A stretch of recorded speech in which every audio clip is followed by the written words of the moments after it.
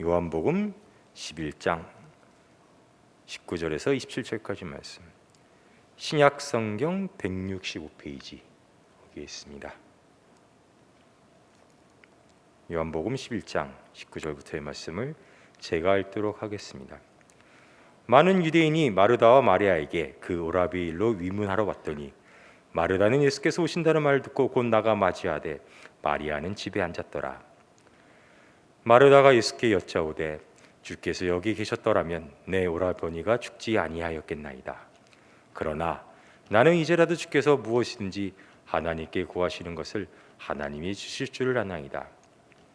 예수께서 이르시되 내 오라비가 다시 살아나리라. 마르다가 이르되 마지막 날 부활 때에는 다시 살아날 줄을 내가 아나이다. 예수께서 이르시되 나는 부활이요 생명이니 나를 믿는 자는 죽어도 살겠고 무릇 살아서 나를 믿는 자는 영원히 죽지 아니하리니 이것을 내가 믿느냐. 이르되 주여 그러하외다. 주는 그리스도시요 세상에 오시는 하나님의 아들이신 줄 내가 믿나이다. 이 자리에 서 보니 여기서 여러분의 얼굴들이 하나하나 다 잘 보이는데 작년 한 해를 여러분께서 얼마나 많은 고생을 하면서 살아오셨고 또 올 한 해도 얼마나 전망이 안 좋은지가 드러납니다. 얼굴빛이 좋으신 분이 한 분도 없으시군요. 참 세상 살기가 만만치가 않죠. 그런 여러분에게 제가 어찌 보면 위로의 말씀을 하나 전하려 이 자리에 섰습니다.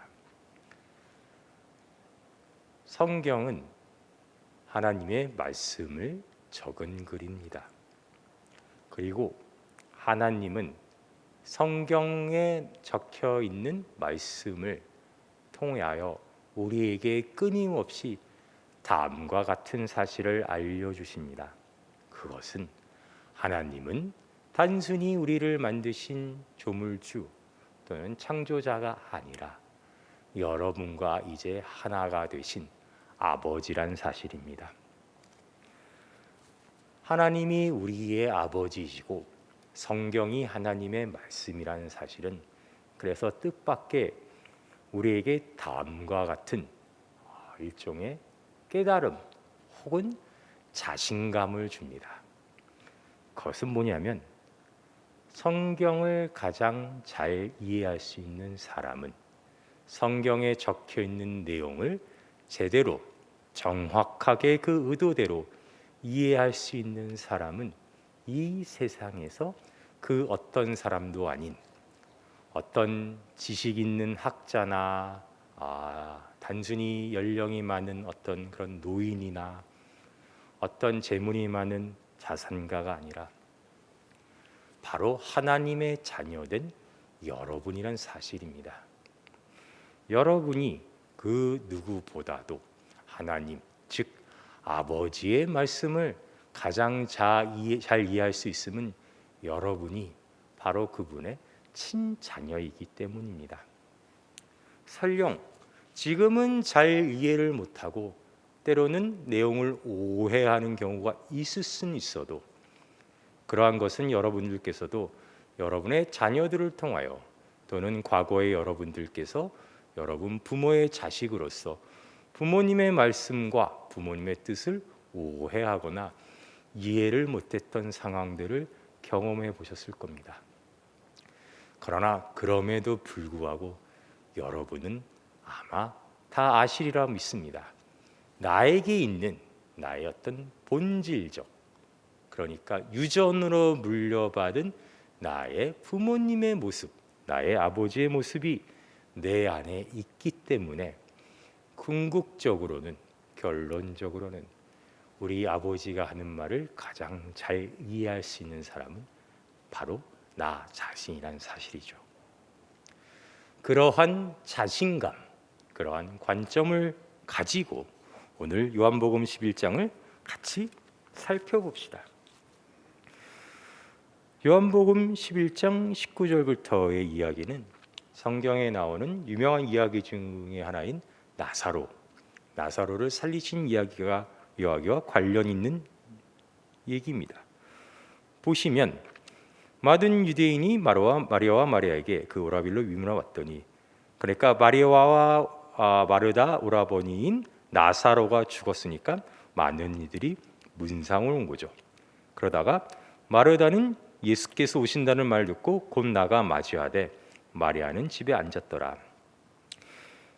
원래 마르다가 마리아는 이 앞에서 자기 오라버니 나사로가 병들어 죽을 위중한 상태가 되자 급히 사람을 예수께 보냅니다.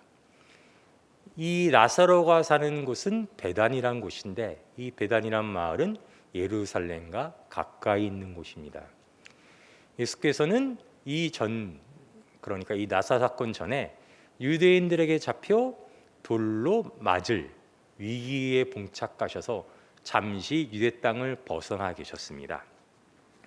그 벗어나 계신 예수님이 계신 곳으로 마르다와 마리아가 그러니까 전령을 보낸 거죠.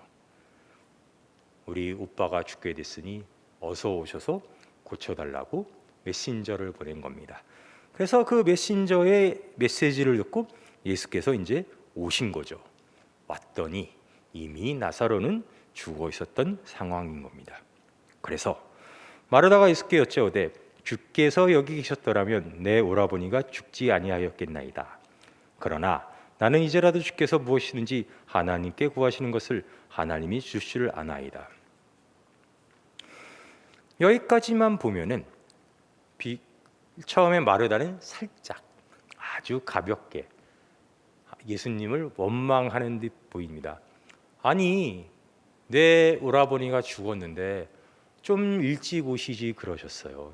예수께서 조금만 일찍 오셨으면 우리 오빠가 죽지 않을 수도 있었을 텐데, 제가 예수님께서 많은 병자를 고치신 걸 보았으니 예수께서 치유의 능력이 있음을 제가 아나이다.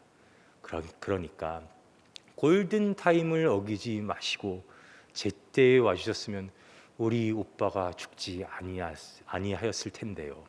하지만 그래도 제가 지금이라도 예수께서 하나님께 구하면은 하나님께서 다 들어주실 줄 믿습니다 라고 말을 이렇게 끊는 겁니다.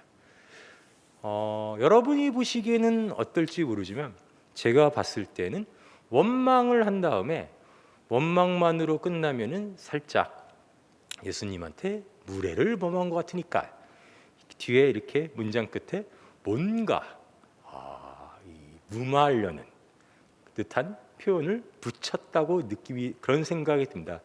왜냐하면 진짜 마르다가 예수께서 하나님께 구하면 모든 게 이루어지리라고 믿었다면은 다음과 같은 대화가 나오지 않기 때문이죠. 무슨 얘기냐면 예수께서 이르시되 내 오라비가 다시 살아나리라. 마르다가 이르되 마지막 날 부활 때에는 다시 살아날 줄을 내가 아나이다.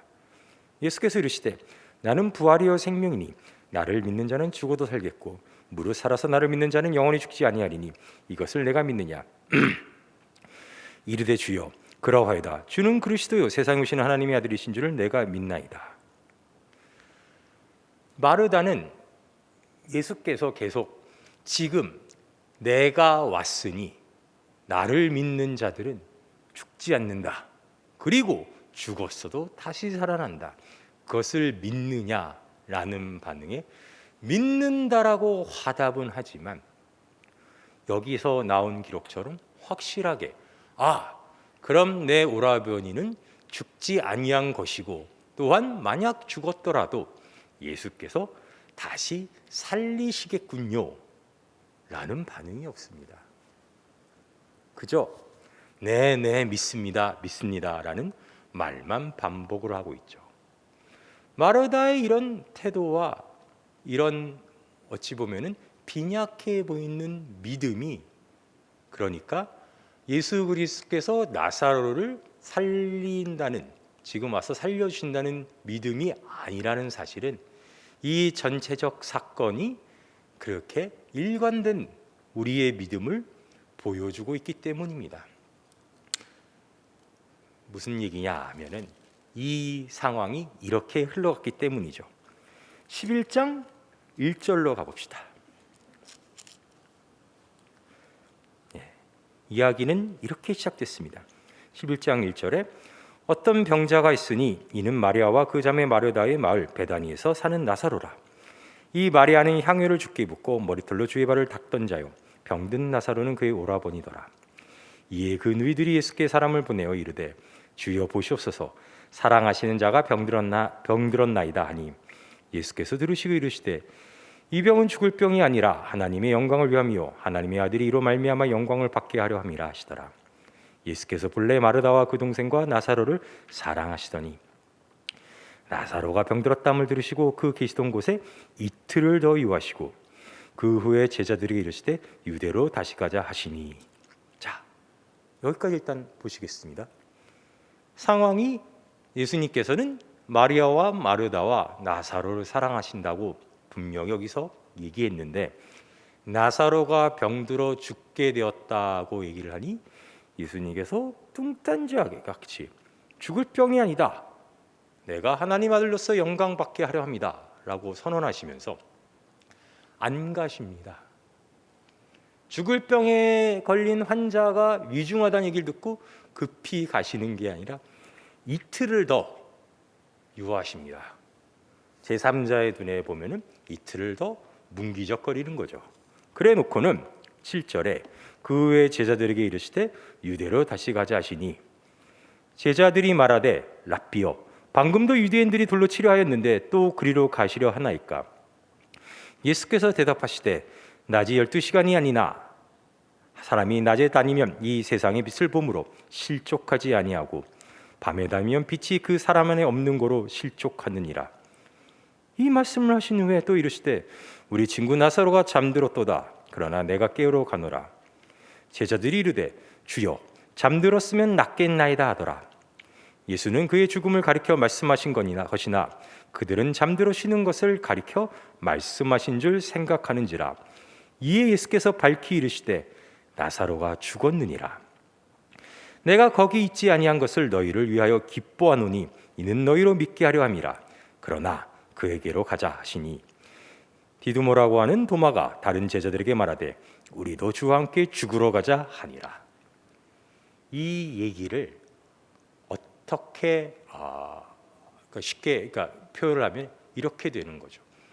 예수께서 지금 유대로 다시 가는 것은 일종의 자살 행위입니다. 굉장한 위험을 감수하고 가는 거죠. 그러니까 제자들이 묻는 겁니다. 아니 이미 죽을 병에 걸린 사람의 얘기는 이틀 전에 들려왔고 48시간이나 지난 마당에 그는 분명히 죽었을 텐데 우리 예수께서 선생님께서는 왜 자살을 하러 굳이 위험을 무릅쓰고 아무런 소득 없이 다시 유대로 가려 하십니까? 라고 하니까 예수께서 하시는 말씀이 잠들었다 이렇게 하시죠. 그러니까 제자들이 잠들었다면 깨우면 되는군요. 그럼 가시죠 했더니 예수님이 아니다. 잠든 게 아니라 죽었다. 하지만 가자 하시니까 도마가 이제 끝에 외치는 겁니다. 야, 우리 그럼 어차피 선생께서 죽으러 가시니 우리도 의리를 지켜 다 같이 죽으러 가자 라고 선언을 하는 겁니다. 이 사건을 통해 제자들은 한 가지 확실한 인간의 어떤 한계를 보여주고 있습니다. 그 한계란 죽음에 대한 한계입니다. 제자들은 죽으면 끝이라고 생각을 합니다. 그러니까 죽지 않았으면 조금의 가능성, 조금의 희망이라도 있을 터이고 예수께서도 병자를 고치신 것을 보여주셨으니 그러면 속칭 우리가 다시 위험을 무릅쓰고 갈 가치가 있지만 이미 죽었는데 예수께서도 우리 선생께서도 그 죽은 자를 가지고 무엇을 하실 수 있으랴. 이것은 자살 행위인데 우리는 그 선생의 제자이니 배신하지 말고 선생을 따라 다 같이 죽자가 되는 거죠. 죽음은 인간에게는 끝이다. 인간은 죽음 앞에서는 그 어떤 뭐라 그럴까요? 능력도 어떤 다른 방법도 획책할 수 없다. 인간은 죽음 앞에 무기력하다라는 사실을 이 제자들이 예수님과의 대화를 통하여 보여주고 있는 거죠. 그리고 그렇게 하셔서 예수께서 정말 베다니로 나사로가 있는 곳으로 갔더니 마리아가 그 제자들과 똑같은 반응을 보이는 겁니다. 왜 이제 오셨습니까? 이제 다 끝났습니다. 죽음 앞에 우리가 무엇을 할 수 있겠습니까? 뭐 믿고 다시 산다고요? 그래요. 성경에 적혀진 대로 마지막 날 가서는 다 부활할 수도 있겠죠. 그러나 지금은 우리는 아무것도 하지 못합니다 라고 말하고 있는 겁니다. 이 마르다와 대화에 이어지는 그 다음 대화가 제아의 이런 이야기를 뒷받침하고 있습니다. 보시죠. 자, 27절 다시 보시면 이르되 주여 그러하외다 주는 그리스도시요 세상에 오시는 하나님의 아들이신 줄 내가 믿나이다 라는 마르다의 말 다음에 이 말을 하고 들어가서 가만히 그 자매 마리아를 불러 말하되 선생님이 오셔서 너를 부르신다 하니 마리아가 이 말을 듣고 급히 일어나 예수께 나아가매. 제가 느끼는 이 부분은 이런 것 같습니다. 마르다는 예수님께서 믿는다고는 하지만 어떻게 보면 인간이 죽었는데 이제 우리가 무엇을 할 수 있겠느냐. 그러니 조금 일찍 오셨어야, 최대한 빨리 오셨어야 하는 거 아니냐고 얘기하는데 예수님이 계속 딴소리를 하는 거죠. 나를 믿으면 죽지 아니한다. 나를 믿으면 죽어도 다시 살아난다 얘기를 하니까 답답한 거죠. 말이 안 통하니. 그래서 동생을 부릅니다. 동생의 얘기입니다. 마리아가 이 말을 듣고 급히 일어나 예수께 나아가매 예수는 아직 마을로 들어오지 아니하시고 마르다가 맞이했던 곳에 그대로 계시더라. 마리아와 함께 집에 있어 위로하던 유대인들은 그가 급히 일어나 나간 것을 보고 곡하러 무덤에 가는 줄로 생각하고 따라가더니 문상온 유대인들이 다 마리아를 따라가는 겁니다. 마리아가 예수 계신 곳에 가서 배웠고 그 발에 엎드려 이르되 주께서 여기 계셨더라면 내 오라버니가 죽지 아니하겠나이다 하더라. 예수께서 그가 우는 것과 또 함께 온 유대인들이 우는 것을 보시고 심령의 비통히 여기시고 불쌍히 여기사 이르시되 그를 어디 두었느냐 이르되 주여 와서 보옵소서 하니 예수께서 눈물을 흘리시더라. 마리아가 와서 다시 한번 강조를 하는 겁니다. 일찍 오셨어야죠. 빨리 오셨어야죠. 죽은 다음에는 무슨 소용입니까? 라고 얘기하면서 같이 문상원 유대인들까지 예수 그리스도 앞에서 지금 슬퍼하며 우는 겁니다. 제자들도 마르다도 마리아도 같은 모습을 보여주는 겁니다. 죽음 앞에는 인간이 얼마나 무기력한가. 하나님이 창조하고 하나님이 사랑하셔서 그의 형상대로 지음을 받아 본래 하나님과 같이 세상을 경영하도록 지음받은 인간이 그 범죄함으로 말미암아 죄의 권세 앞에 사망의 그 능력 앞에서 어쩔 줄 모르고 무기력하게 종노릇하며 슬퍼하고 있는 모습을 예수께서 직접 보시는 거죠. 그리고 예수님이 눈물을 보이십니다.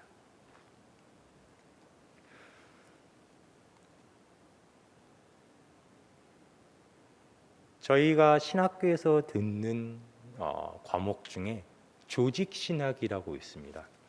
그 조직신학이라는 말은 영어의 그 organized란 말을 한국말로 직접 번역해 놓은 거라 조직신학이란 말을 제가 신학교에서 처음 들었을 때 무슨 약간 조직폭력배 같은 느낌을 받았습니다.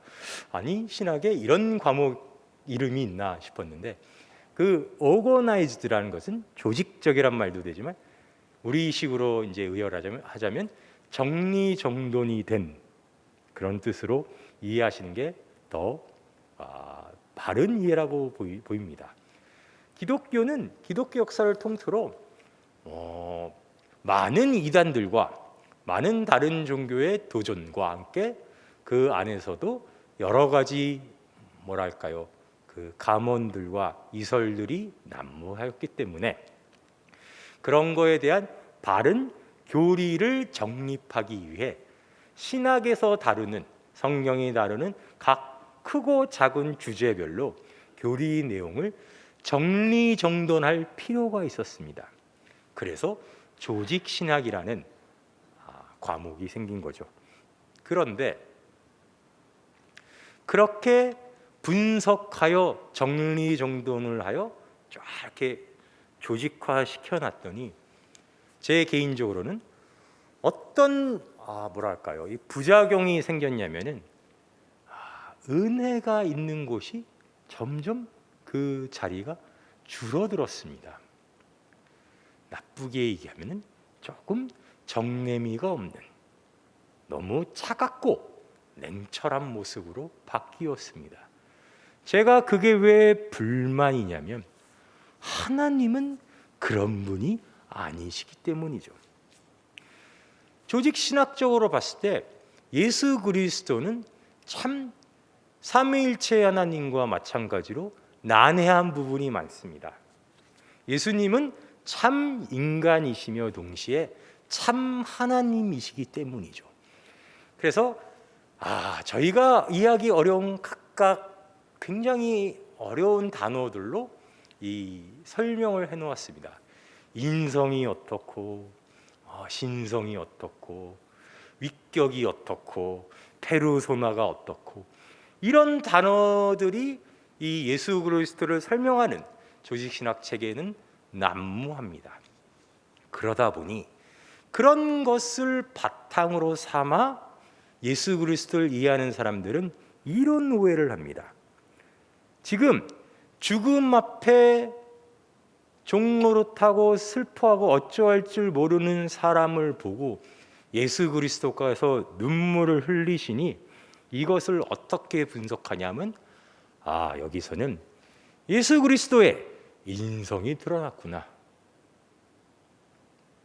왜 그렇게 설명을 하냐면 하나님은 완벽하고 조그마한 결점도 없으신 분인데 인간에게 있어서 눈물이란 감정의 격변이요, 안정적이지 못한 모습이요, 나아가 눈물의 본질적 의미는 후회이기 때문입니다.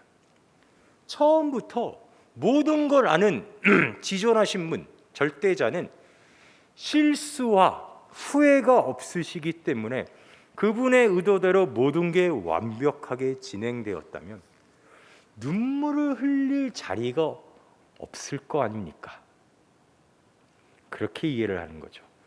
그래서 여기서 예수께서 눈물을 보이시는 것은 그가 하나님으로서 보이는 것이 아니라 인간으로서 보이는 것이다 라고 결론을 내리는 거죠. 과연 그럴까요? 요한복음 1장 1절로 가봅시다.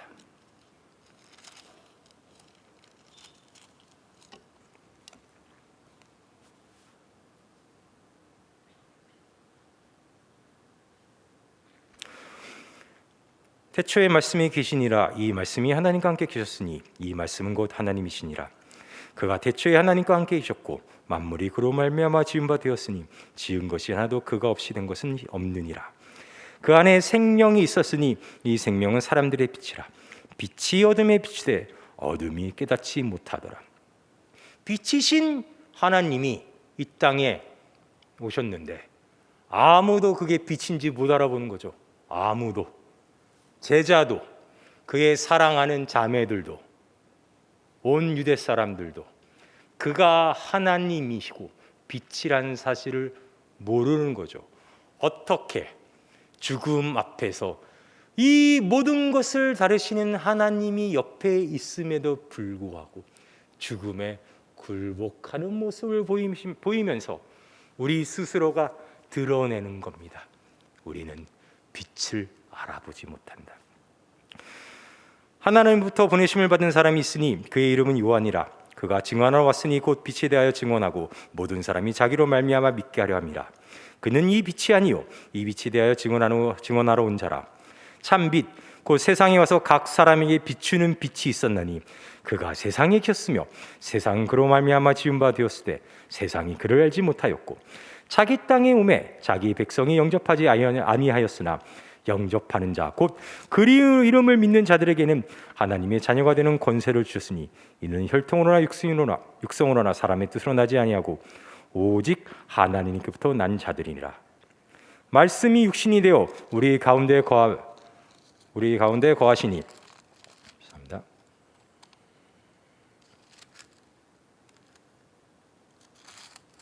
거하심에 우리가 그의 영광을 보니 아버지의 독생자의 영광이요 은혜와 진리가 충만하더라. 하나님이 육신을 입고 이 땅에 오셔서 우리 가운데 거하셨다는 얘기는, 말씀이 그렇게 육신을 입었다는 얘기는 쉽게 설명하자면 이런 겁니다.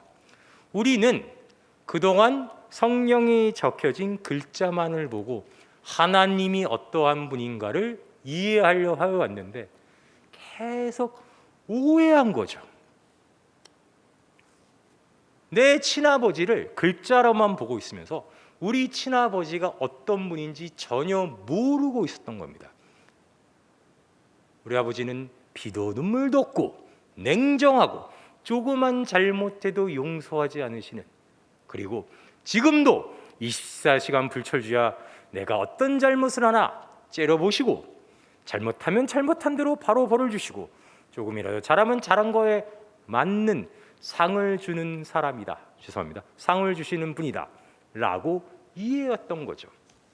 그렇게 속칭 피도 눈물도 없는 완전한, 정말 바늘 하나 찌를 틈도 없는 그런 분이라고 우리가 생각해 왔는데, 우리는 여전히 알아보지 못하지만 그 분이 육신을 입고 우리 앞에 나타났다는 것은 우리 앞에 직접적으로 보여주신 거죠. 나는 이런 너의 아버지다. 나는 이런 성품을 가진 사람이다. 어떤 모습인가? 우리를 불쌍히 여기시는 분이라고요. 우리가 죽음 앞에 굴복할 때, 거봐, 내가 에덴 동산에서 그러지 아니었냐? 이 선악을 알게 하는 나무 열매를 먹으면 내가 죽는다 그랬지. 오늘날 네 꼬라지를 봐라. 쌤통이다. 이게 아니라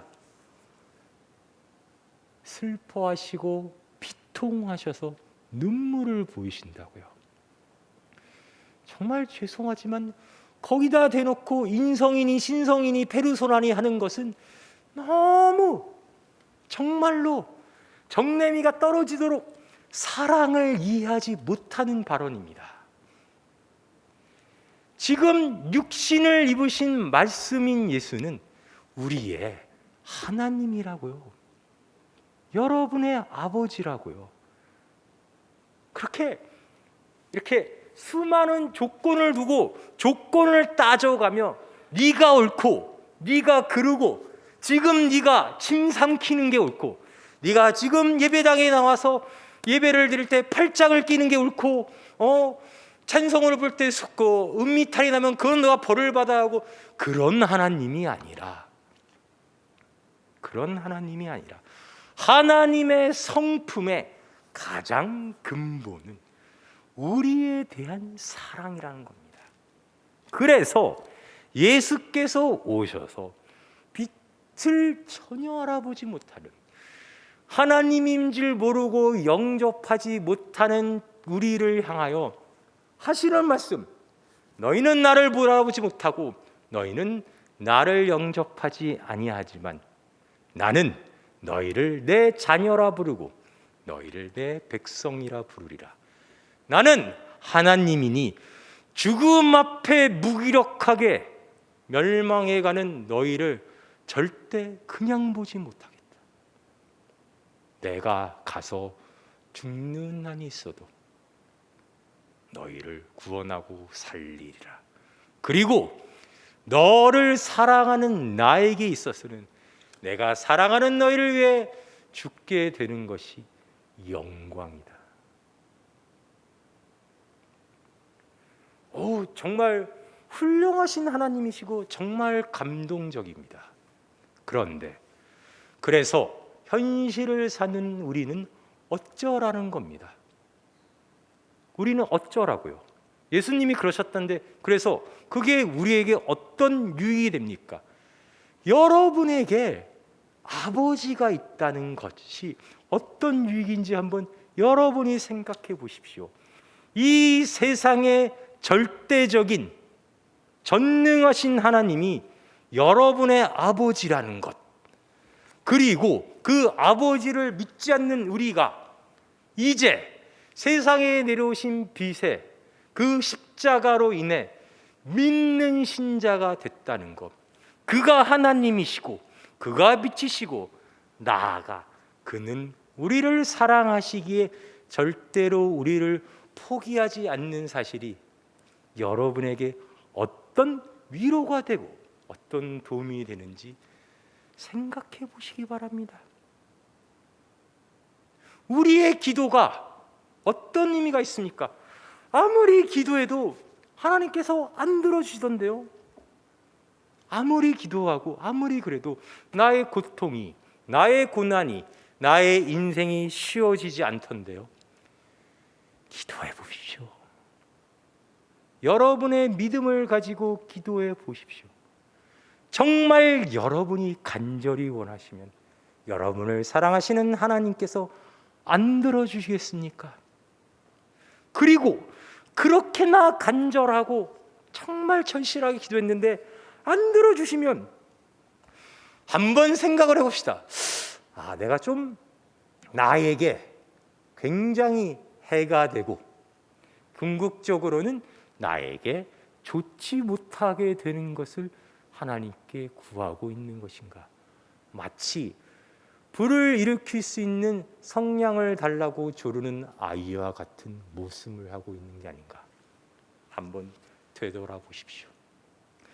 여러분의 인생을 통하여 우리는 하나님께서 사랑이시라는 것을 점점 더 배워갈 겁니다. 그것은 많은 고난과 후회와 눈물이 함께하는 이야기일 겁니다. 그럴수록 여러분, 우리가 굳게 잡아야 할 것은 하나님은 사랑이시란 믿음뿐일 겁니다. 하나님은 오늘도 여러분의 아버지로서 이 자리에 계십니다. 기도하시겠습니다. 하나님 은혜를 감사합니다. 이 모든 것이 우리가 하나님으로부터 온 것, 이 모든 믿음과 우리의 구원과 우리의 영생과 우리의 축복과 무엇보다 우리의 영광이 다 하나님으로부터 온 것을 이제 우리가 알고 믿나이다. 그래서 하나님께서 우리가 작은 믿음만 있어도 산을 옮길 수 있을 거라고 하셨습니다. 그만큼 이 세상에 있어서 특히 우리가 살아가는 데 있어서 하나님이 우리의 아버지시고 하나님께서 우리를 사랑하신다는 믿음은 우리에게 그렇게 큰 의미가 되었습니다. 오늘도 그 믿음을 잡고 거룩한 안식일에 하나님을 믿고 안식하며 하나님을 떠올리고 이 하루를 보내려 합니다. 우리 하나님의 자녀들 모두 위에 주께서 은혜를 베풀어 주시옵소서. 예수님의 이름으로 기도하였습니다. 아멘.